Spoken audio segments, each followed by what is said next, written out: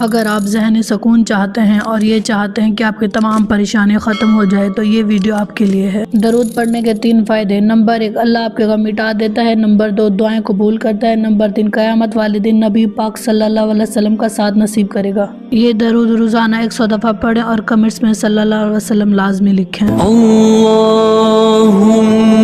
صلی علی سیدنا محمد النبی الأمی وعلی آلہ وصحبہ وسلم۔ رکیں، اپنے آپ کو ہمیشہ یاد دلائیں کہ اللہ کی رحمت سے کبھی مایوس نہ ہونا۔ دیکھیں اللہ کتنا عظیم ہے، رحمان ہے، رحیم ہے، غفور ہے، ودود ہے، تواب ہے، غفار ہے۔ یہ اللہ کے صفاتی نام ہیں جو اس کی عظمت بیان کرتے ہیں۔ سبحان اللہ، وہ سب سے زیادہ محبت کرنے والا اور سب سے زیادہ مہربان ہے، سب سے زیادہ رحم کرنے والا اور کرم کرنے والا ہے۔ وہ بار بار معاف کرتا ہے اور معافی سے محبت کرتا ہے۔ وہ توبہ کرنے والوں سے پیار کرتا ہے اور ٹوٹے ہوئے دلوں میں رہتا ہے۔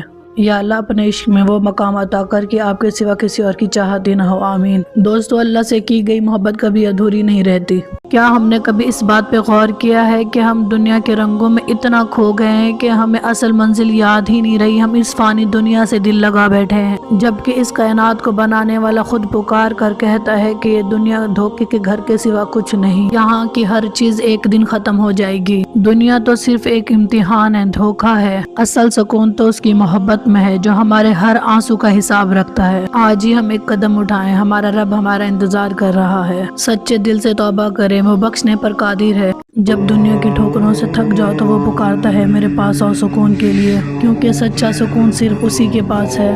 جب تمہارا دل اندر سے ٹوٹ چکا ہو تو یاد رکھنا وہی تمہارے زخموں کا مرہم ہے۔ جب اپنی ناکامیوں پہ رونا آئے وہ کہتا ہے اٹھو میں تمہارے ساتھ ہوں۔ ہمت نہ ہارو، اللہ پر یقین رکھو۔ جب لگے کہ تمہاری کوئی پرواہ نہیں کرتا تب بھی وہ تم سے کئی گنا زیادہ محبت کرتا ہے۔ بس اسی پر بھروسہ رکھو، وہ سب ٹھیک کر دے گا۔ سب آپ کی نیت سے شیئر کریں اور کمنٹس میں جواب ضرور دیں کہ آپ کو اللہ پر کتنا یقین ہے۔ قرآن مجید کا سب سے پہلے حافظ کا نام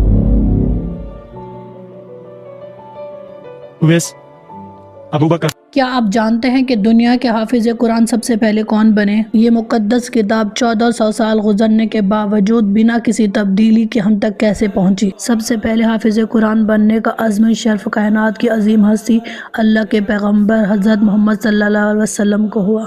جب بھی اللہ کی طرف سے وحی نازل ہوتی اللہ کے نبی اسے اپنے سینے مبارک میں محفوظ فرما لیتے تھے۔ یوں قرآن سب سے پہلے اللہ کے نبی کے دل میں اترا، پھر آپ نبی پاک صلی اللہ علیہ وسلم نے صحابہ کرام کو قرآن یاد کروایا، لیکن اللہ نے قرآن کی حفاظت صرف حافظوں تک محدود نہیں رکھی۔ اللہ کے نبی صلی اللہ علیہ وسلم کے دور میں ہی کاتبان وحی موجود تھے جو ہر آیت نازل ہوتے ہی ہڈیوں، پتھروں اور کھالوں پہ لکھ لیا کرتے تھے۔ بعد میں حضرت ابو بکر رضی اللہ تعالی عنہ نے ان سب کو ایک جگہ جمع کروایا اور حضرت عثمان غنی رضی اللہ تعالی عنہ نے اس کی نقلیں تیار کروا کے پوری امت میں پھیلا دی۔ اس لیے آج ہمارے ہاتھ میں قرآن ویسا ہی ہے جیسے 1400 سال پہلے نازل ہوا تھا۔ اسکرول کرنے سے پہلے سبحان اللہ ضرور لکھیں۔ ایز اے مسلم یہ ویڈیو ثواب کی نیت سے 5 لوگوں کو ضرور شیئر کریں۔ جزاک اللہ۔